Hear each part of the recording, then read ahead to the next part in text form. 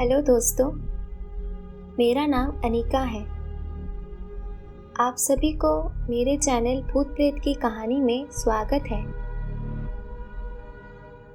आज मैं आपको एक सच्ची घटना बताने जा रही जो अमित नाम के एक लड़के के साथ हुआ था, तो मैं उसी के व्यू पॉइंट से बोल रही।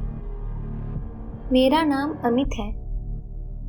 आज जो कहानी मैं आपको बताने जा रहा हूँ वो एक बहुत ही डरावनी घटना है जो मेरे अंकल के साथ हुई थी जब उनका बच्चा हुआ था और वो महाराष्ट्र के टूर पर अपने बच्चे और पत्नी के साथ अपने कार में गए थे। मेरे अंकल पहले से ही सुपरनैचुरल चीज़ों पर विश्वास करते थे क्योंकि उनकी पत्नी के शरीर में कभी कभार देवी आती थी और हमारे हिंदू धर्म में ये मानना है कि जब देवी किसी औरत के शरीर में आती है तो कोई भी बुरा या सुपरनैचुरल शक्ति उससे या उसका कोई भी साथी को नुकसान नहीं पहुंचा सकता। मेरे अंकल कंटिन्यूअसली कार चलाने से थक गए थे और डिसाइड किया कि वो रात जंगल में ही गुजारेंगे। वो एक घना जंगल था। उनकी पत्नी ने उन्हें मना भी किया था कार रोकने के लिए क्योंकि वहाँ डकैत या जंगली जानवर हो सकते थे।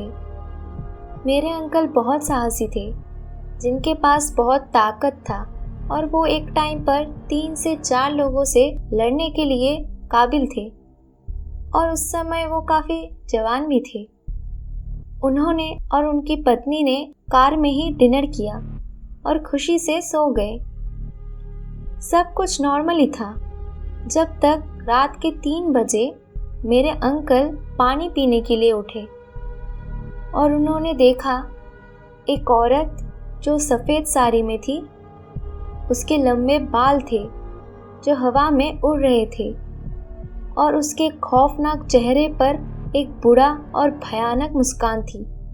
मेरे अंकल इतना डर गए कि उन्हें लगा कि अभी उनको दिल का दौरा पड़ेगा और वो कार में ही मर जाएंगे। अचानक उन्हें याद आया कि उनकी कार के डैशबोर्ड में एक भगवान का लॉकेट रखा था और उन्होंने बिना वक्त गवाए उसको अपने गले में पहन लिया और उसी वक्त वो बूढ़ी चुड़ैल अपना हाथ कार की तरफ बढ़ाने लगी और वो कार के विंडोज़ के आगे से गुजर गई। उन्होंने डर के मारे अपनी पत्नी और बच्चे को देखा और उन्हें बचाने के लिए बैक सीट पर छलांग लगा दी। चुड़ैल उन्हें नुकसान पहुंचाने की कोशिश कर ही रही थी, लेकिन मेरे अंकल ने जल्दी से लॉकेट पहन लिया और उनका बेटा उनकी पत्नी के गोद में था, इसलिए बूढ़ी चुड़ैल डर गई और लगभग सुबह के 5 बजे वो हवा में गायब हो गई।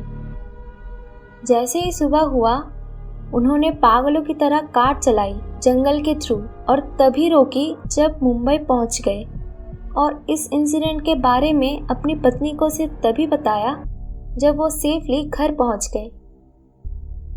तो दोस्तों, ये रहा आज की स्टोरी। आप लोगों को कैसा लगा आप कमेंट करके ज़रूर बताइए और आप लोग के पास कोई रियल हॉरर स्टोरी है तो मेरे दिए हुए मेल आईडी या इंस्टा आईडी में भेज सकते हैं और इस चैनल को like, comment, share and subscribe करना ना भूलें। थैंक यू दोस्तों।